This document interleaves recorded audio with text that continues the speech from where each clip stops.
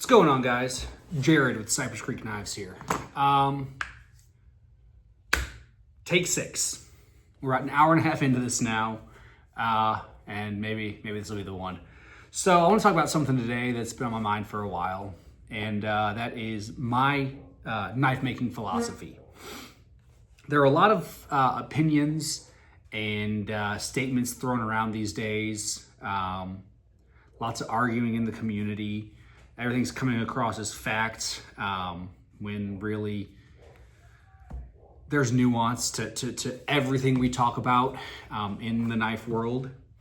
And I think it's important to discuss, not defend, but discuss why we as makers do things the way we do.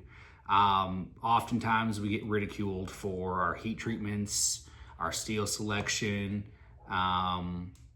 our edge geometry, because it's not good enough. We're underselling, we're overselling our product when it's not good because the charts say X, Y, and Z. I don't think any of that really matters, and I don't really care about any of that. But I thought it would be beneficial to explain why I make my knives the way I make my knives. And to put it simply, I make knives to be used by people who use knives.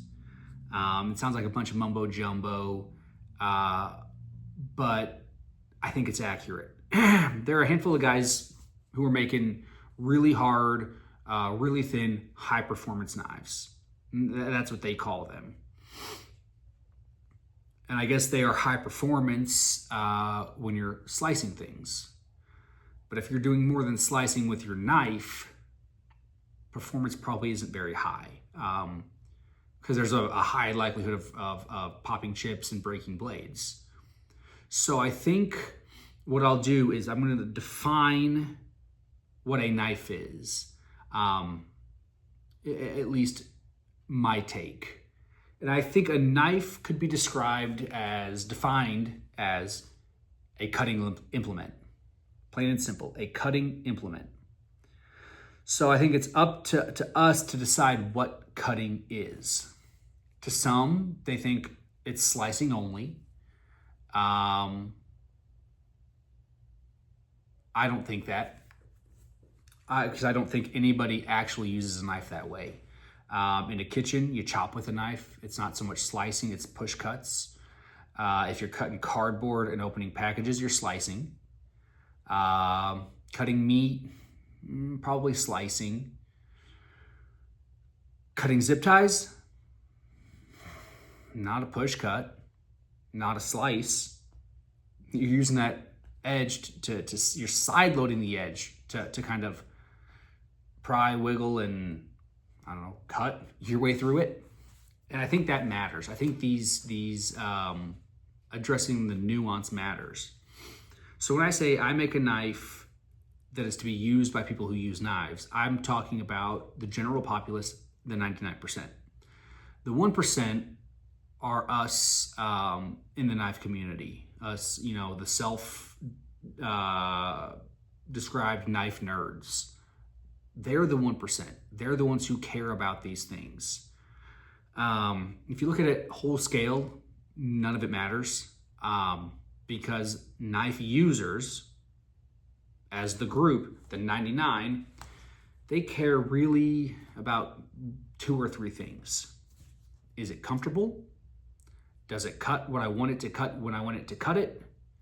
Is it stainless or carbon? That's about it. And why does it not matter, or why do they not care about things? Go look at anybody's kitchen drawer. Go open it up and pull out the first knife you see. It's rolled, it's dull, maybe it's chipped. It's not a high performing knife, but it still prepares dinner every night, and they're still happy with it. If you sharpen that thing, they're gonna tell you it's a laser, it's too sharp. They're afraid they're gonna cut their finger off. They don't care about sharpness. They care about whether or not it cuts. There's a difference between a sharp knife and a knife that cuts. And to the nerds, to the people who are really into the technical specs and the charts and the data, they care about the sharpness of it and how long it can stay super sharp, while the majority care about whether or not it cuts. And whether or not we like to admit it, A knife with some rolls or some dings or a couple of chips still cuts everything we need it to. So how do I make a knife for the 99%, for the knife user? What does goes in it? What does it require? What goes into it? What does it entail? A comfortable handle, good ergonomics, a sturdy steel, which is honestly pretty much everything. A knife, a heat treat, a grind, geometry that lets you do the entire job without having to stop and sharpen. A knife that's easy to maintain. And easy to maintain is without the aid of diamonds or fixed sharpening systems. I get flack all the time for saying that steels like Magna Cut, S90V, S60V, S110V, ZDP 189 are hard to sharpen. They say, oh no, it's not hard to sharpen, get diamonds. The average Joe doesn't have diamonds. For the average Joe, it's hard to sharpen, and it's a junk steel. Because when you sharpen a high carbide volume steel with an oil stone, sandpaper, a ceramic coffee mug, you're not cutting through those carbides and you're not getting a real true edge. So it is kind of hard to sharpen. And it's just a harder steel. It's a harder material. By definition, it's going to be harder to remove all that material. So I want a steel like AEBL 440C, CPM 154 for my stainless knives. For my carbon steel knives, I kind of like A8 mod and CD number 1, but those are not super common. But I'm perfectly happy with ADCR V2 and 01. Easy to sharpen. They're still tough enough. Go watch any Is Turley video and you will see that 01 is a tough steel. 8 foot-pounds, okay, doesn't matter. So, easy to sharpen. Okay, check. Can they sharpen it on sandpaper, coffee mug, grandpa's oil stone? Yep, good enough for me. Is it comfortable in my hand? Yup, good enough for me. Does it get the job done? Now that's a matter of heat treating geometry, I suppose. So most of my knives come out of the shop 60 to 62 Rockwell. Now when I use Magna Cut, some of these other steels that people want hard and who are set up with the diamonds or the system or whatever, or the knife nerds, I run them harder because that's what they want. But when I'm selling knives to the 99%, because that's who my clientele is, the knife users, the average Joe, I'm not going to run it super hard because I want them to be able to use and sharpen the knife. If they can't maintain it, they're not going to be happy with it, and I'm not going to sell any knives. So I keep them, 60 to 62 Rockwell. Now we have to discuss edge geometry. Thinner is better, right? If you're talking about edge longevity and cutting ability, yes. But the thinner you go, the higher the risk is for chipping and blowouts. I've seen it here quite a bit recently. Some of these guys making super thin, grinding super thin, 3 to 10 thou behind the edge, super hard Rockwell, super high Rockwell hardness, and they're breaking tips, blowing chips because the blade got side loaded. And I know that the average person, knife nerds included, are side loading blades. Everybody's doing it. Everybody's using a knife for more than a knife should be used for. I say that a little bit tongue-in-cheek because there's a very wide window of what is acceptable knife use and what's not. Don't even get into batoning, which is acceptable in my book. So I think 15 to 20 thou behind the edge and 20-ish degree edge angle is perfect. You're going to get a lot of edge longevity. You're going to get a long working edge. You're going to have tons of stability behind that edge. So you can side load the blade, you can baton, you can pry a little bit, and you're not going to blow the edge out. You're not going to break the blade. I know that's unpopular right now, but knife makers, knife manufacturers are in the business of selling knives, right? And to sell knives, you have to make money so you can make more knives. So if I'm grinding super thin, going super hard, and I'm getting a lot of warranty work, well, now I'm repairing or replacing blades. I'm not making new knives. I'm not making money, and then there goes the business.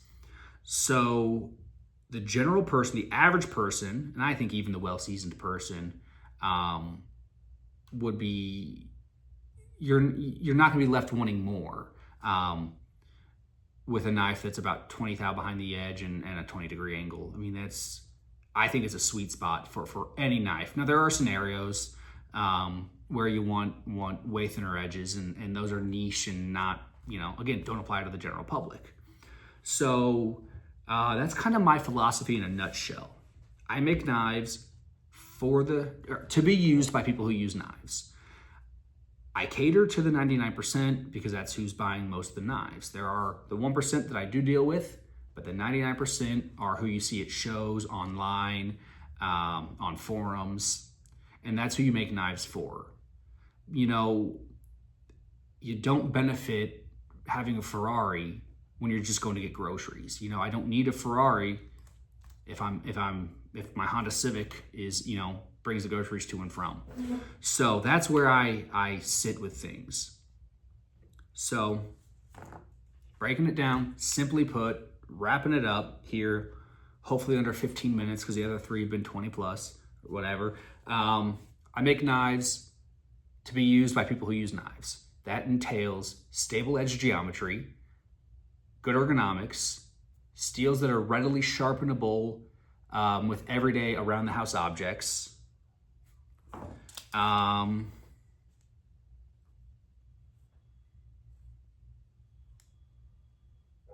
think that covers it. If it's not comfortable, it's not going to get used. If you can't sharpen it, it's not going to get used. If you break it, you can't use it. And so it's easy to get lost in the weeds when we're all online on social media, going back and forth about this steel, that steel, this grind, that grind, this Rockwell, that Rockwell. We forget that the world was literally built before Magna Cut. The world was built using stone tools and then iron tools and bronze. Look at what the Egyptians were able to do. Look at what the Romans could do. Look at what the Chinese did, all without modern steel.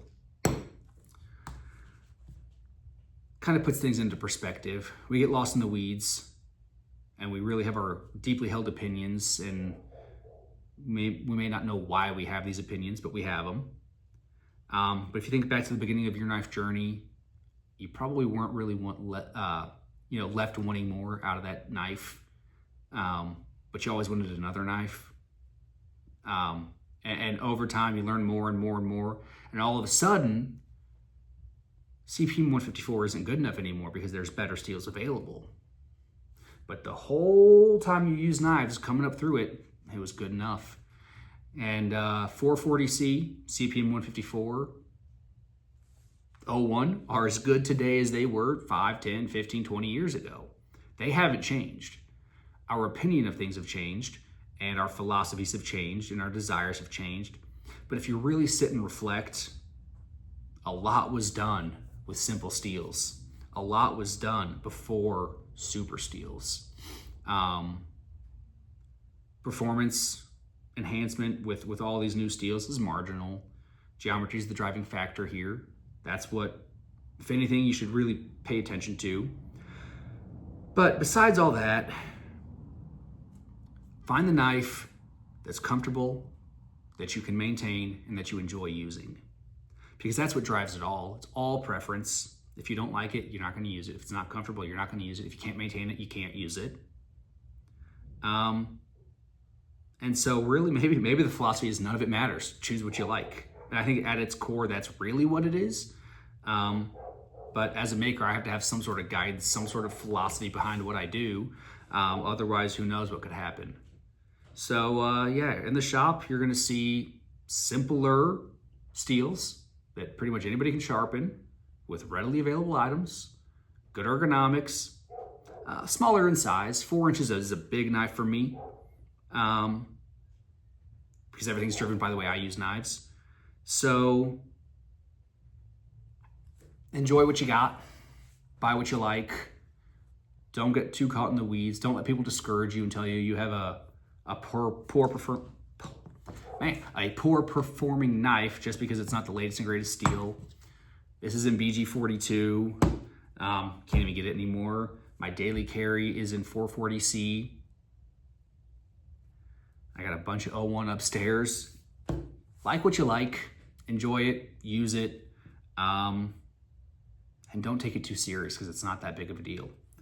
So that's the Cypress Creek Knives philosophy in a 15-minute nutshell. Hope you enjoyed it. Thanks.